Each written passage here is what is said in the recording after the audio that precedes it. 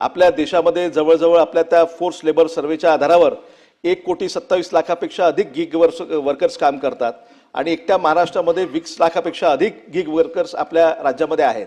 मग ते स्विगी असेल, झोमॅटो असेल किंवा वेगवेगळे जे काही ब्लिंकिट असेल, त्याला तुमची वेळ इथं बोला खाली बसून। नाही, देशामध्ये 1,27,00,000 अच्छा आणि राज्यामध्ये 20 लाखापेक्षा अधिक आपल्या सर्वेनुसारच आहे।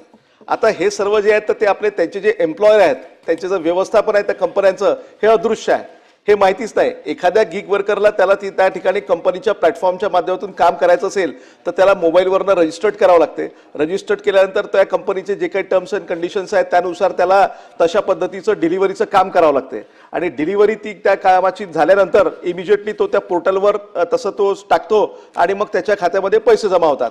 ते पैसे जे आहेत ते सुद्धा अत्यंत कमी आहेत, आपल्या सर्वांना माहिती आहे। आणि प्रॉव्हिडंट फंड असेल, ESI असेल, पेन्शन असेल, मेडिकल इन्शुरन्स असेल, ॲक्सिडेंट क्लेम असेल, अशा कोणताही बेनिफिट या गिग वर्कर्सला मिळत नाही। आणि म्हणून काही देशामधल्या काही ठिकाणी पार्लमेंटमध्ये सुद्धा याच्या बाबतीमध्ये चर्चा झाली होती। पार्लमेंटनी सांगितलं होतं की या बाबतीमध्ये एक चांगला विचार करून चांगला निर्णय घेण्याची आवश्यकता आहे असं त्या ठिकाणी सांगण्यात आलं, परंतु अजूनपर्यंत आपल्या देशामध्ये ठोस निर्णय याच्या बाबतीमध्ये झालेला नाही।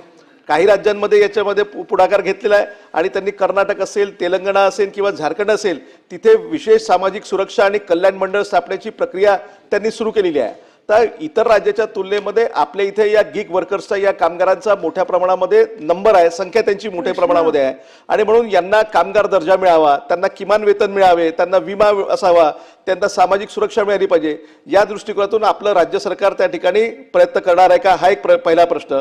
दुसरा प्रश्न असा आहे की प्लॅटफॉर्म कंपन्यांना जबाबदार धरण्यासाठी, कारण त्या केवळ त्याला औपचारिकता म्हणून किंवा मोबाईलच्या माध्यमातून त्या पोर्टलच्या माध्यमातून तो त्यांच्या कॉन्टॅक्टमध्ये असतो, अदरवाईज तो कुठल्याही प्रकारच्या त्यांच्या कॉन्टॅक्टमध्ये येत नाही। त्याच्यामुळे समजा रस्त्यामध्ये जाताना त्याला जर ॲक्सिडेंट झाला तर त्याला विचारणारा कोणीही राहत नाही आणि म्हणून या प्लॅटफॉर्म कंपन्यांना जबाबदार धरण्यासाठी अनिवार्य नोंदणी म्हणजे त्या कंपन्यांची नोंदणी आणि त्या कंपन्यांच्या माध्यमातून जेवढे काही आपले गिग वर्कर्स त्यांच्या कंपनीच्या पोर्टलवर रजिस्टर्ड झालेले आहे तर त्यांचा सुद्धा डेटा त्या ठिकाणी उपलब्ध होईल का, त्या डेटामध्ये पारदर्शकता राहील का आणि या कामगार संरक्षणासाठी नियामक अशा पद्धतीचं चौकट आपण तयार करणार आहे का, हा माझा दुसरा प्रश्न आहे। तिसरा माझा प्रश्न आहे की राज्यस्तरीय गिग वर्कर्स कल्याण निधी तयार करून त्यात कंपन्यांचे सुद्धा आर्थिक योगदान घेऊन तशा पद्धतीचा प्रस्ताव आपलं राज्य तयार करणार आहे का।